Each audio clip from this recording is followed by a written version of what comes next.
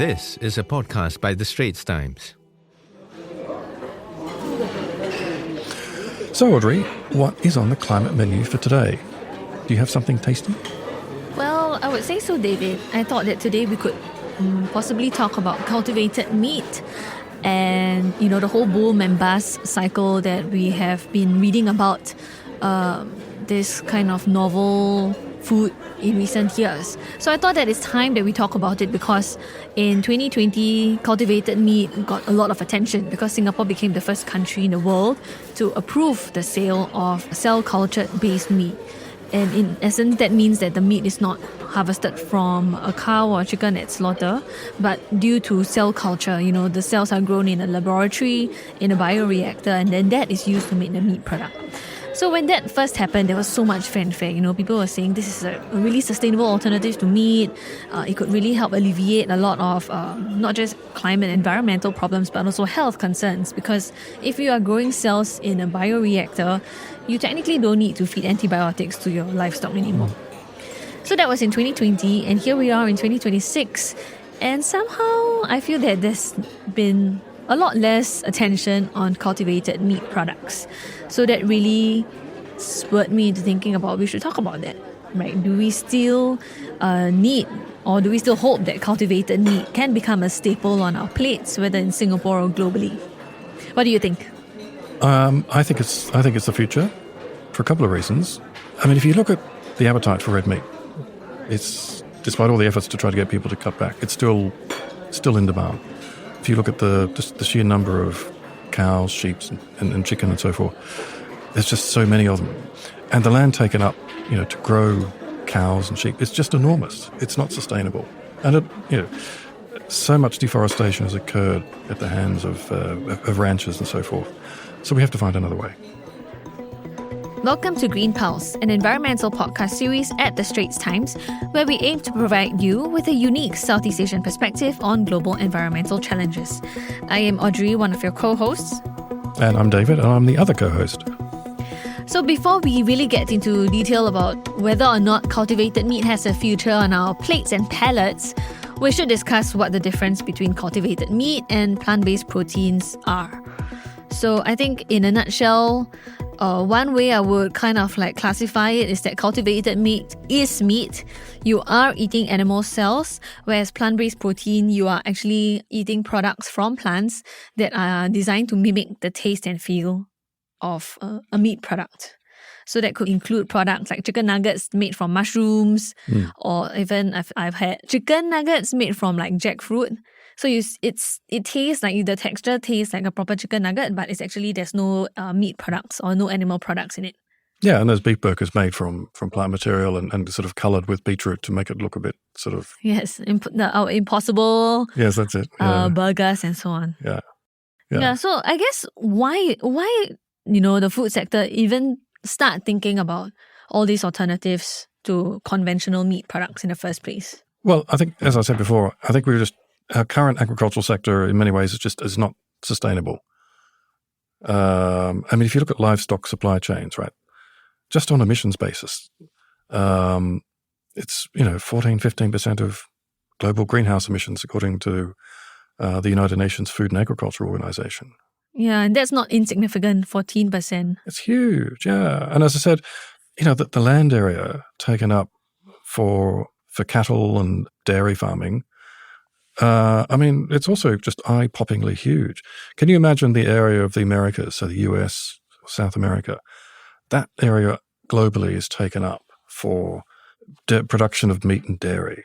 It's a vast amount of area on the planet. So, like I said, we have to find a different way. And I think that's why investors have seen this, and they can see the growing appetite for meat for a growing population. We're 8 billion now. Who knows where we're heading at by middle of the century? 9, 10 billion. We have to feed people, but we can't keep doing it in the same way and trash the planet. Yeah. So I think the premise of, developing these meat alternatives is definitely a good one. And there have been studies that showed that, if you make a cell-cultured burger and if the whole process is done using renewable energy, cultivated meat could reduce greenhouse gas emissions by up to 92% and land use by up to 90% compared to a conventional beef product. So there are studies that imply that, there is some environmental benefits to cultivated meat products and, what I mentioned about antibiotics and all the health stuff. So definitely that's something to consider. But now it's been 5 years since all that fanfare and we've not really actually seen cultivated meat products become mainstream yet. Yeah, so why is that? I wonder that myself because, like you were saying earlier, there was a lot of fanfare, a lot of excitement, and I thought that was quite exciting that Singapore was a leader on this and was bringing in or attracting lots of investment. I was one of those who were really excited. I remember I covered the announcement. Yeah. It was like during COVID, and then the announcement was done via a Zoom press conference because at that point we were all still, working from home and not going out. So it was exciting to me at that point because I am not a vegetarian, and I don't think you are also, David. But I am aware that I do feel some guilt when I eat meat products, and I do make it a point not to, order beef products specifically because of all the emissions associated with it. So I do think that, providing people with an alternative that is done, in a more ethical, more climate-friendly way sounds very attractive. So I was one of those proponents of cultivated meat in the past. But to look at why these products didn't take off, I think it's worth discussing how they are made in the first place. Yes, and so this gets into the area of almost like science fiction, where people have this vision of. No, but it's not. It's microbiology. I know, but it is very sciencey, and people see these giant vats or bioreactors, and they think of sort of weird movies with weird experiments and things bubbling away inside, and some creature like Frankenmeat. I've heard some creature comes out. Radio shows called Cultivated Meat, Frankenmeat, and so on. But if we just boil it down to the very basics, a cultivated meat product starts from animal cells. These animal cells are harvested from a live animal, for example, a chicken or a cow. Someone retrieves these live cells from the animal and then tries to make these initial batch of cells grow into more cells. And this is done in a bioreactor, right? The cells are given all the nutrients that they need to grow and proliferate. Some of them are also given or made to grow in certain scaffolding. So, you instead of just getting minced meat, you get the texture of like a muscle meat, fats, and so on to give that product a bit more bite, right? Like a real meat product. And then again, this whole process is carried out within the vat and packaged into a final product. So it's not a short process. It can take a while, but I think... So how long to grow? Say, how large are the portions that come out? Is it a week? Is it 2 weeks? So the whole process is expected to take, according to estimates, about 2 to 8 weeks. And this depends on the kind of meat that is being cultivated. And we know now that there are some cultivated meat products that have already been approved for sale are things like chicken bites. So you imagine like chicken nuggets. So right, they are like minced meat texture. We've not really seen an entire steak, for instance, being sold or even being tested on just made entirely from cultivated meat. So I think the process of creating enough cells to make up a full portion is one challenge. And I think sometimes also the process of, growing the cells in the cell culture, even harvesting cells that can grow and proliferate over a long period of time. These are some of the technical challenges. Yeah, so you need some sort of architecture, some sort of frame for the cells to grow on, right? Yeah, so there's the scaffolding, and what we've read online is, in order to make sure that the cells can grow, you need immortal cell lines. I mean, these cell lines have to be, developed and manufactured so that they can keep producing cells that can be a feedstock for your cultivated meat product. And this is not easy. And then again, you have different kinds of cells. Let's say if you want to make seafood cells, like cultivated seafood, your cells grow in a totally different environment compared to mammalian cells. So it's a lot of science behind it. And some researchers are still figuring out the best way to encourage cells to grow in such a medium. So like everything that's new and complex, it's quite costly to get off the ground. And I imagine the products themselves are quite costly. So maybe that's one of the reasons things have been a little bit slow. Yeah. I mean, at that point when, cultivated meat was first approved, I think Singapore really made waves when we approved the sale of the product in 2020 because we're the first country in the world. And that kind of sends a signal to the industry that, hey, there is a market here where we could potentially sell our products. So once that happened, we saw that there were a lot of investments made into cultivated meat. I think there were some estimates that showed that there were like $3.1 billion in investments as of 2024. So that is not a small amount of money, and a lot of investor interest is very high. And even in Singapore, we saw companies like Eat Just, which is based in California, saying that they want to produce here, they want to set up a factory that can manufacture cultivated meat here. And that was, the height and the optimism. And I also think that because of COVID, when we were coming out of COVID, recovering from COVID, there was a lot of faith in technology and innovation, right? And in being able to help the world solve problems. Like the first RNA vaccine was piloted because of COVID. 12 months. Yeah. Right. Yeah. Fastest vaccine development, I think, in history. Yeah.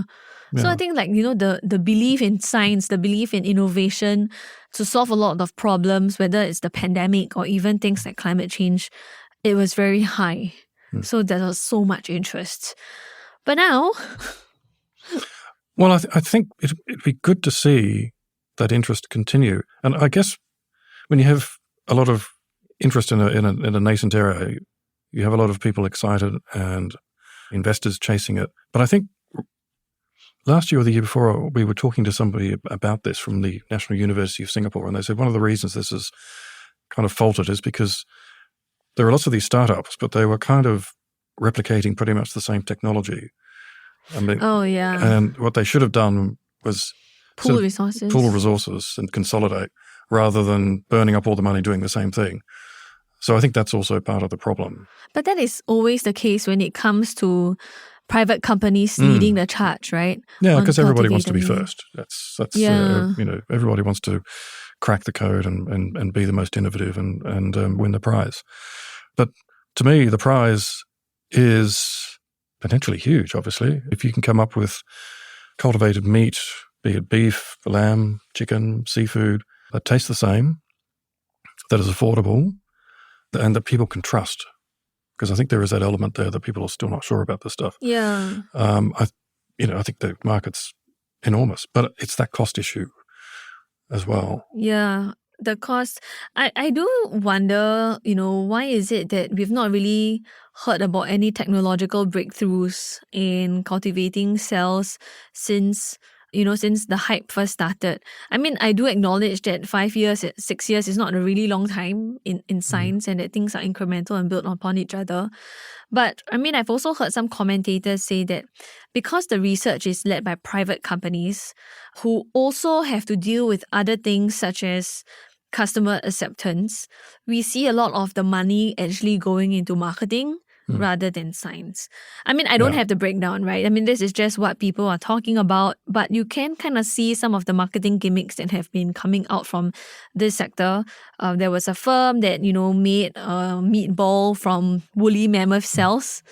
From extinct woolly mammoth cells. Woolly meatballs. Yeah, no, I don't think I don't want to eat those.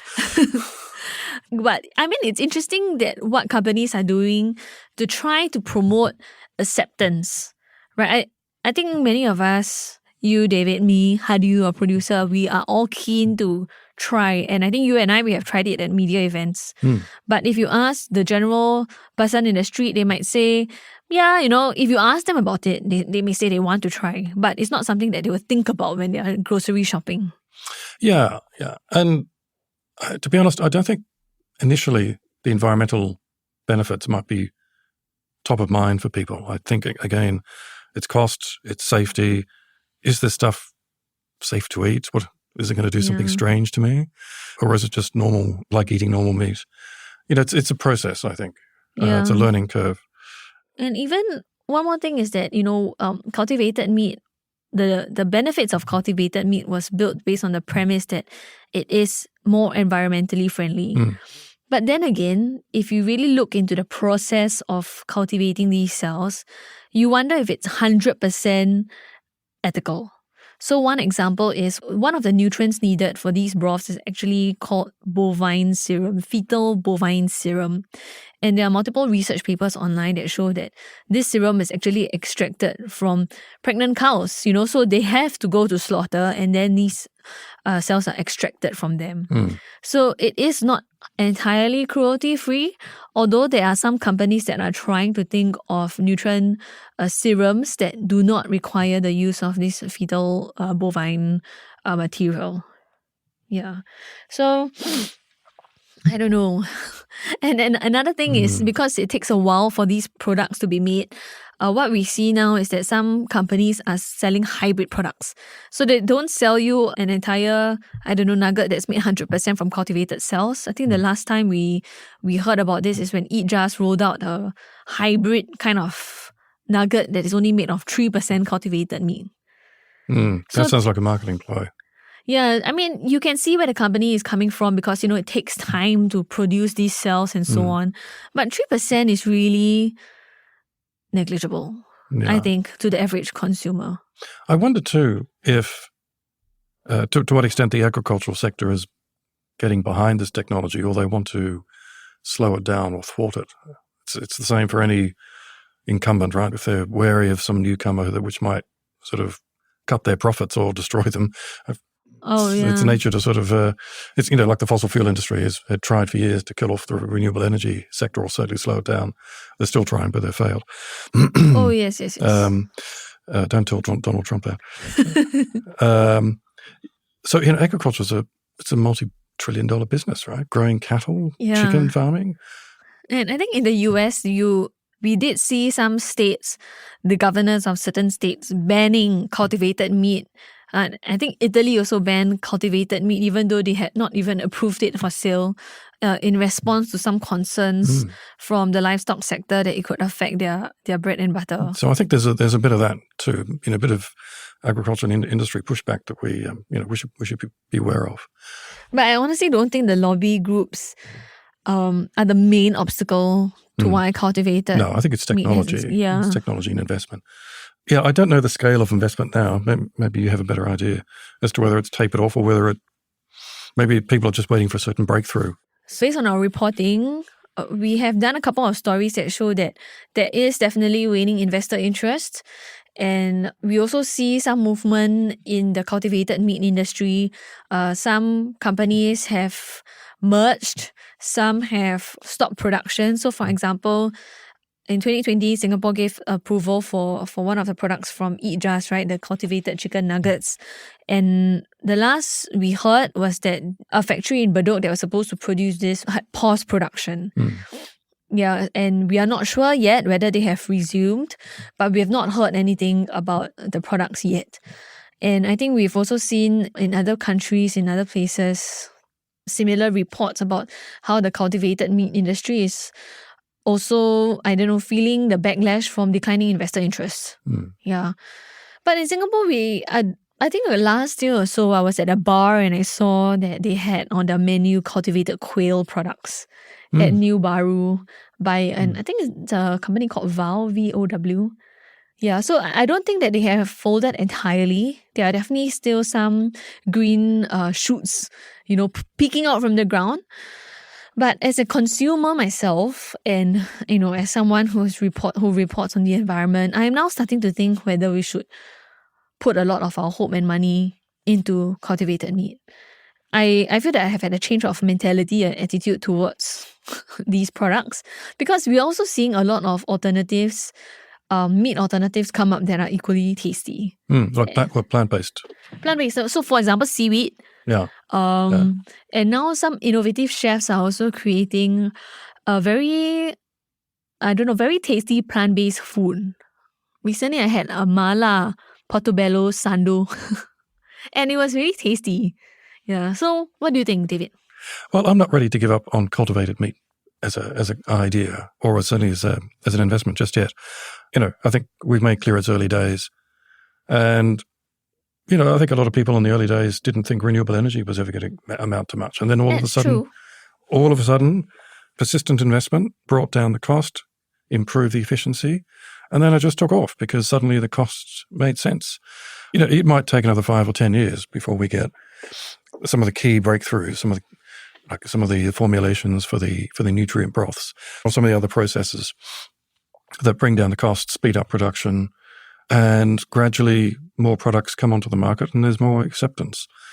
I don't think there'll be a big bang moment. I think this is the sort of product which will take a while to be accepted. But I think longer term, it's essential for the very reasons I spelled out earlier. The way we produce food, and this is a consistent message from climate scientists, from the UN and from others, has to be much more efficient, has to be cleaner. So I think turning to science, and not necessarily science fiction, but good science, I think is the way to go. Yeah, and I guess like all things in climate change, there's no one silver bullet, right? You need many different tools in a toolkit. So I do agree with you that, we shouldn't give up on cultivated meat yet. Dedicated investments are needed, but I do think the investments need to be wisely put. So in the past, there was a lot of money going into private companies, into research in private companies, and often such research takes place behind closed doors. We don't know what gets published. We don't know how, that contributes to the growing body of knowledge. But we are seeing some movements, in which research is now being done at research centers. Last year, the Bezos Earth Fund opened a Center for Alternative Protein within the National University of Singapore. Yes, that's right. Yes. Yeah. So that could be one way, of making sure that research is really geared in such a way that it could benefit industry rather than individual companies. And with that incremental building of knowledge, that could really improve and uplift the status of the whole firm. Yeah, so maybe the whole sector. Yeah, maybe the quiet period that we're in now is actually a little bit deceptive. Maybe there are some people beavering away and coming up with some of these solutions. That we might get to hear of in 6 months or a year. You never know. Yeah. You've got to have hope in these things. And that comes also with other things that we are hearing about how to reduce the livestock sector emissions, right? Like I think we talked about how seaweed can be fed to cows to reduce the methane emissions from their farts and burps. Plant-based alternatives are a good near-term focus for people who want to switch to, I guess, not a meat-free, but like a less meat-intensive diet. So I've heard friends who can't give up meat completely, but try to do like at least one vegetarian meal a day. Look, I think that's also fair enough, right? I mean, there's been a lot of campaigns to, and not without justification, to encourage people not to eat red meat. But for some people, it's something that they've done since birth, right? That's part of their culture. And it's also part of, I don't know, a sign of growing affluence, right? Yeah. Where you consume meat more. But there's no harm in sort of also encouraging people to exercise restraint. I mean, I don't eat a lot of red meat anymore. I tend to go for either plant-based or fish, for example. Yeah. But I think it's also education too. So kind of like as a final point, one thing I'd like to see on labeling on food products and on restaurant menus is like a rating of the CO2 content of that product. So, for example, if you're in a restaurant and you're looking at the menu and you're eyeing up this dry-aged 36-month grass-fed rump steak, and you're thinking, "Ooh, that looks rather tasty." It's $80, and for you, sir, only 1.3 kilograms of CO2.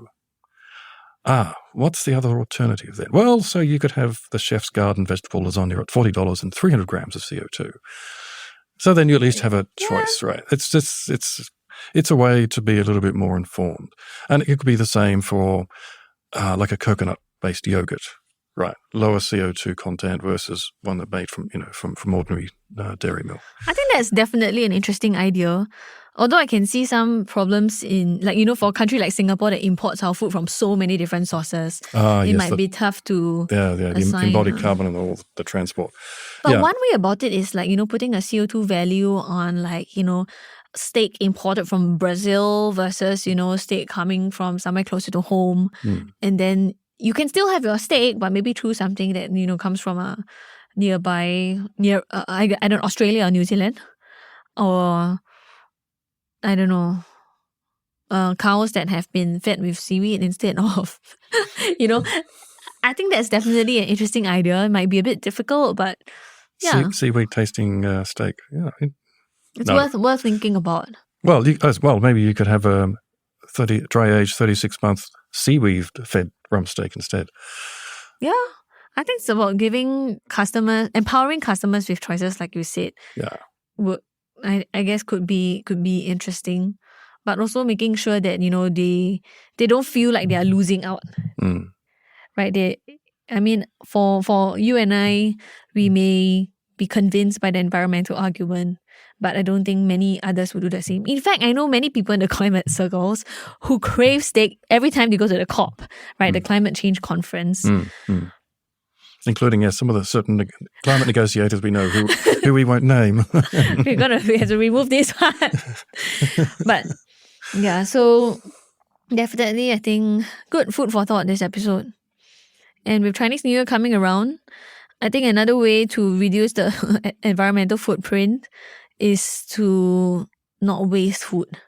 I think that's like the very basic thing that we can all do. So are there any plant-based pork belly products? Not that I know of yet.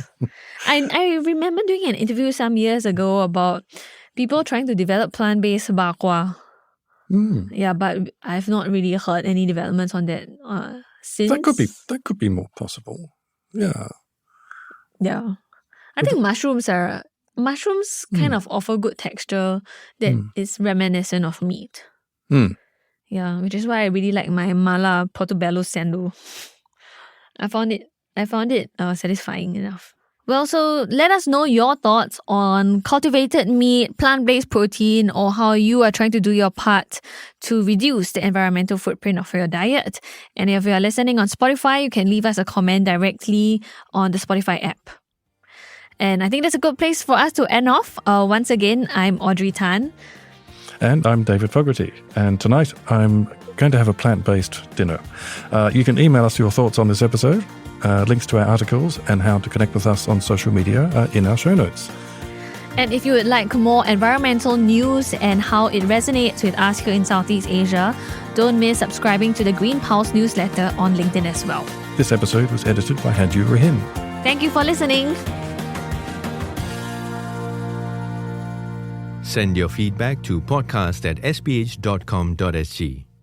Find us on Apple Podcasts, Spotify, or within our Straits Times app. Thanks for listening.